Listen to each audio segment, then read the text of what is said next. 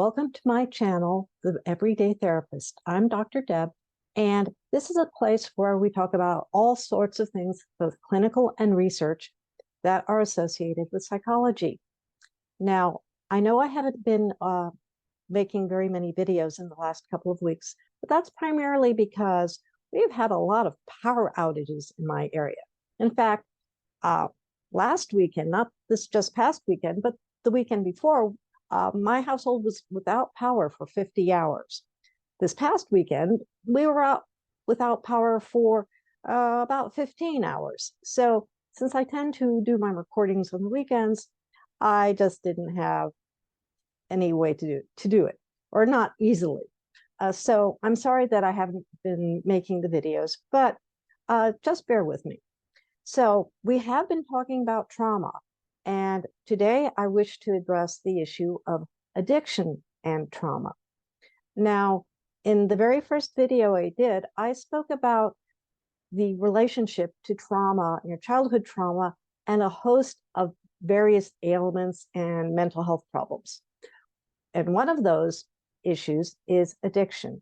There is a very strong correlation, not necessarily causative, but a very strong correlation between childhood trauma and addiction. And this can be both physical addiction and behavioral addictions. Behavioral addictions such as overeating and gambling, sex addiction, various things like that. And in addition to the physical addictions to various kinds of substances such as heroin or other opioids or amphetamines, cocaine, all of those sorts of addictions. They frequently are related to trauma. Now, to give you a little bit of my own background, I worked for several years in a medically assisted treatment facility for individuals who were addicted to various kinds of opioids. And by medically treated assistance, that means using methadone or Suboxone, as well as behavioral supports to help people work through their addictions. And the thing is, sometimes using something like methadone and Suboxone, both, they are opioids, but they do not necessarily attach to the same receptors as the types of opioids that make people high. So what one gets is sort of the smoothing effects, that mental smoothing effects that one gets from all opioids. One gets that from the methadone or Suboxone, but one does not experience the high. And also methadone and Suboxone both have a lot longer half-life in that they stay in the body a lot longer than many of the other opioids. So the person will not start craving another shot or another dose of drug for a lot longer. So back to trauma and how that is associated with addiction. Now, frequently, well, what I would say is, in my experience, and this is borne out in the research as well, is that there are basically three groups of people that become addicted to things such as heroin or other opioids, and as well to amphetamines and things like that.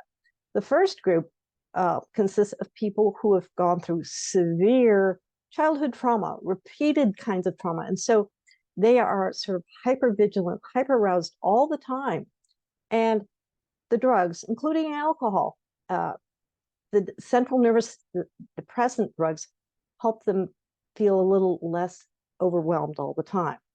And many of the clients that I saw when I was working at the methadone clinic, they had severe repeated childhood traumas, ranging from things such as having an STD by the age of 5 because of things that were going on in the home, or feeling dissociated all the time because of various kinds of abuses, or lack of affection, or emotional abuse.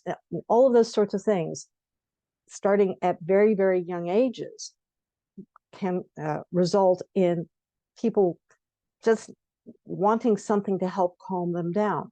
also with all of that repeated abuse, the central nervous system becomes overwhelmed, and it gets to the point where it can't even produce its own internal version of opioids, meaning endorphins. It just cannot do it anymore. And so for some of my clients, they would tell me that taking an opioid, whether it's methadone or heroin or whatever, would just help them feel normal because of how much their systems had been in high gear for decades. For example, say a child whose father has PTSD, untreated PTSD, and will flip out and start running around chasing the whole family with a gun. And so the child finds him or herself in a closet with another sibling and mother, all afraid as to what's going on. And this happening repeatedly.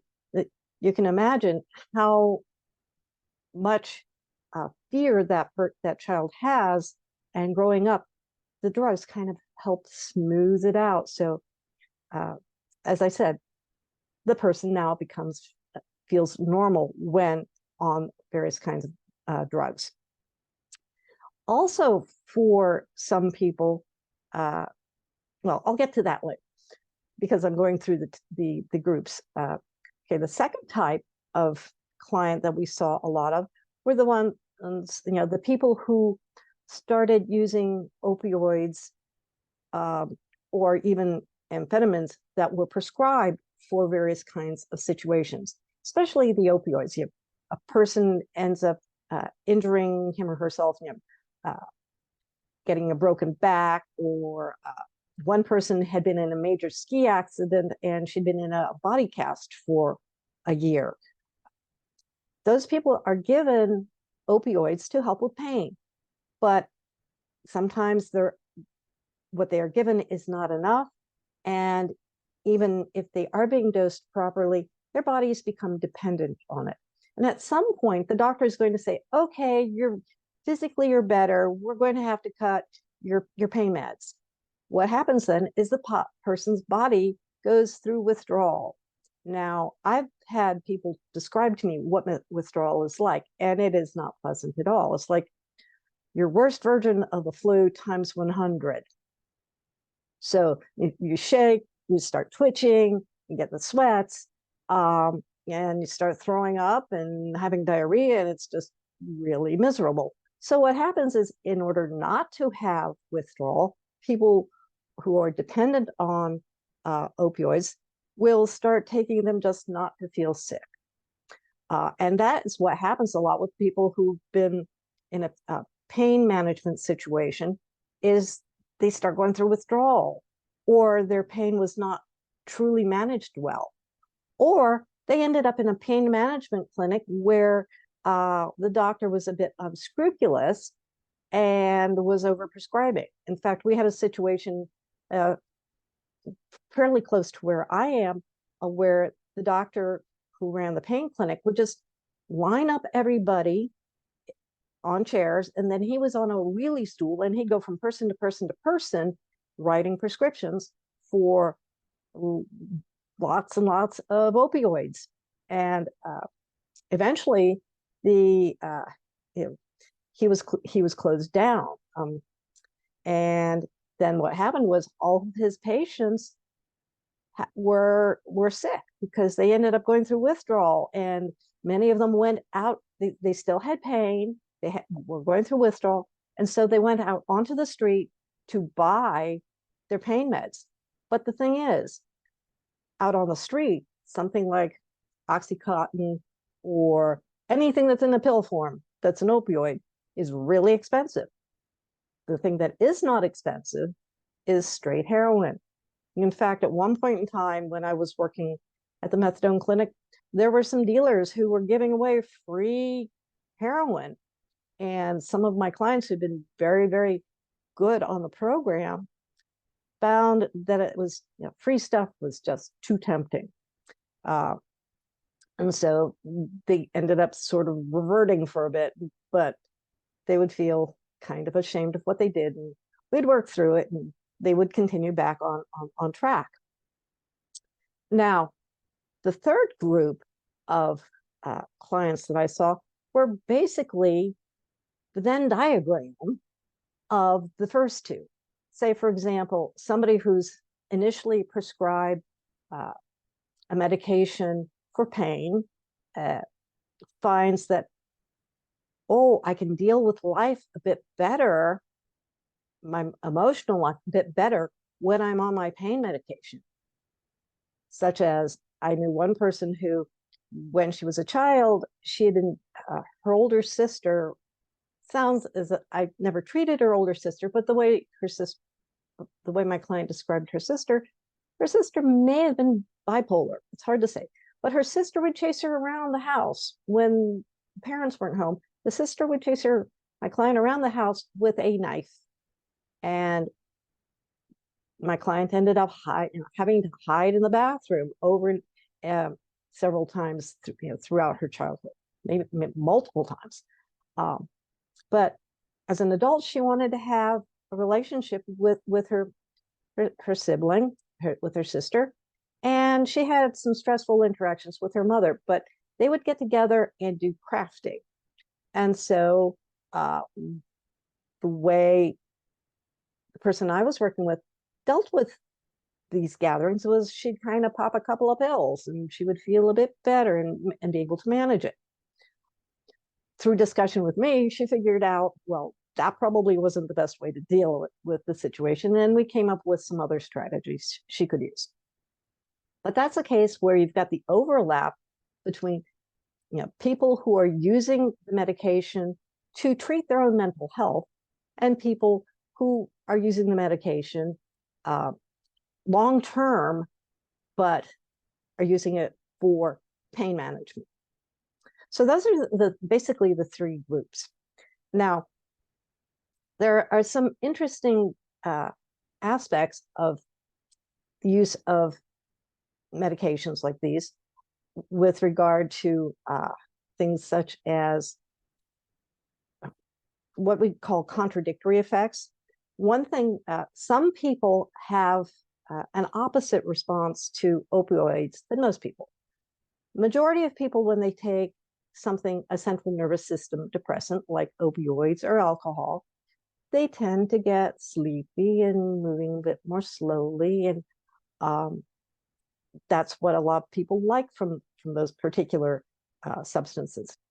There are some people though, who become speeded up on central nervous system depressants. And in fact, they really like the energy they get. They clean their houses and do lots of work. And apparently, I don't have this much experience with this particular aspect, but those people, according to the research, have a harder time actually becoming clean from their drug of choice, just because it helps them in a way that they are productive.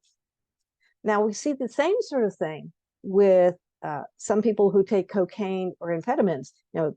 Those substances rev a person up.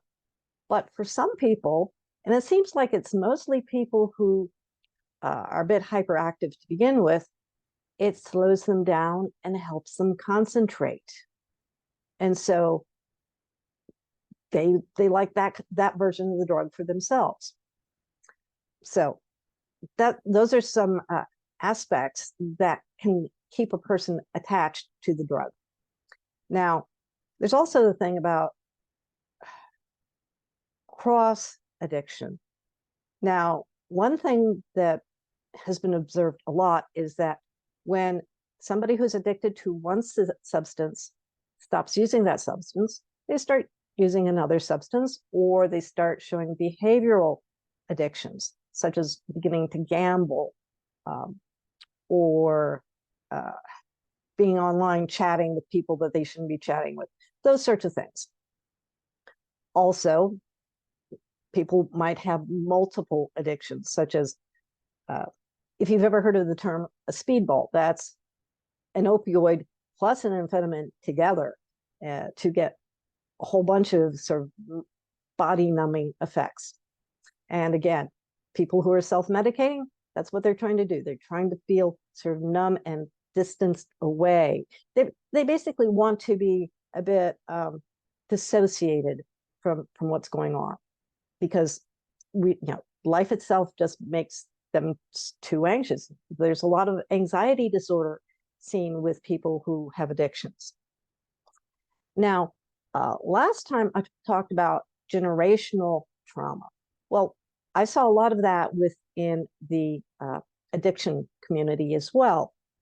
There were quite a few whole families that were in treatment, not necessarily in the same room together, but they were in treatment because often it will be a parent or somebody else a young person looks up to who introduces them to the drug, or makes it, or sort of normalizes it. For example, I had one young man say to me, I want to be bonded with my dad. The only way I can do that is to go over to his house on Saturdays and we shoot up together. I know that's, and he would say, I know that's not the best way.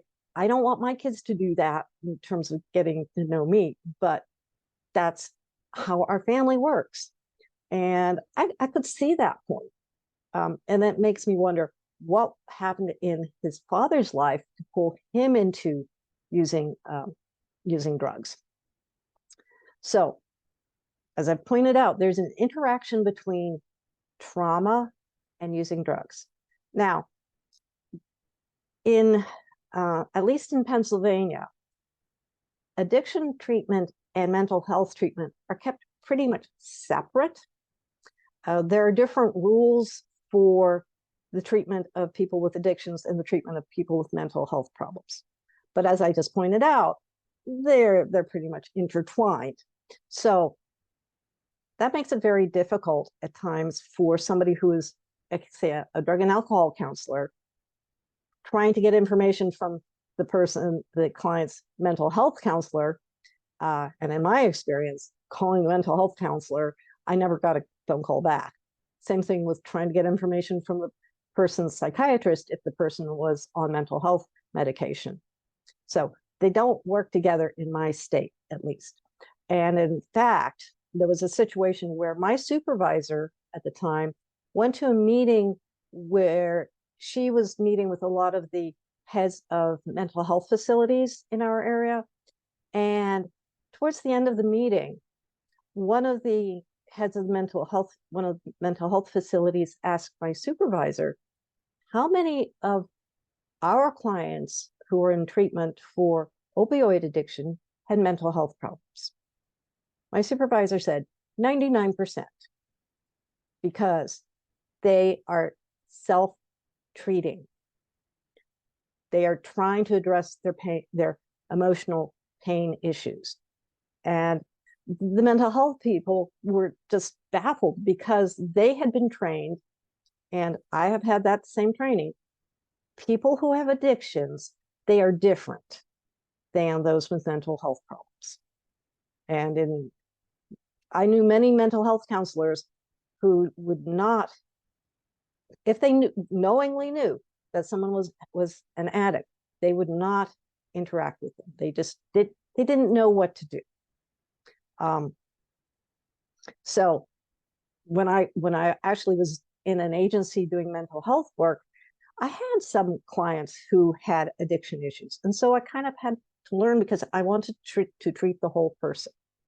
And in my opinion, that's what we should do. We should, even if somebody is dually diagnosed, that person needs to be treated as a whole person, not just addiction over here, mental health over there, because they go together. So that's what I wanted to say about, at this point in time, about addiction and trauma. I'll probably revisit it in the future, especially when starting to talk about treatment approaches. But now let's shift gears and talk more about ways to help you calm down. And I sort of talked about it a bit in the past, about brainwaves. And if you remember, I think it was in the second episode that I made, I presented a tune that you can listen to that it's 8 minutes long. And the first 3 minutes are sort of to get you calm, and the last 5 minutes are to have you in a calm state.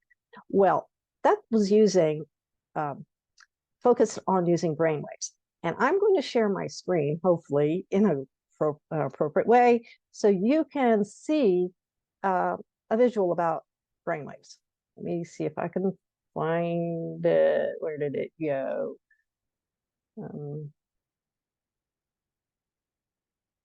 It's not where I want it to go. I do show all windows. Here, there it is. It disappeared. Okay. Here is a picture of recorded brain waves. This is a simplified version because for most people, we have a combination of different levels of brain waves going on. Now, depending on what you're doing, you will have, say, a majority of one and less of another. And this little diagram shows 5 different levels. But the thing is, there really are more, and we have more information that we've been identifying for a bunch of different ones, including there's one called epsilon and a few more besides that. But these are the main ones that people are talking about these days: gamma, beta, alpha, theta, and delta. And this goes from fastest to slowest. And we actually have slower than delta if there is a subdelta. But I'm going to first talk about the ones that we know the most about. First of all, there's beta. Beta is the level of brain activity that is shown when a person is talking, doing problem solving, concentrating. You know, if you're paying attention as you're driving down the road to make sure you don't miss your turn, your brain is primarily in beta. Now, the next one that we usually focus on is alpha. Alpha is the one you want to be in if you just want to be relaxed and chill. It's kind of like if you're zoning out watching TV, or even zoning out walking through Target with your kid because there's just so much activity around you, your brain is dropping down into alpha. It's a slower wave, and as it says here, has to do with relaxation, visualization, and creativity. Now, that song from a few episodes ago, what it did was it slowly would bring your brainwave state down to alpha and keep you at alpha for about 5 minutes. Now, the next level, okay, I should also mention that alpha level is the level that sort of high-level meditation occurs. Hypnotherapy usually focuses on alpha level, getting somebody just in a really calm, relaxed state. The next level is theta.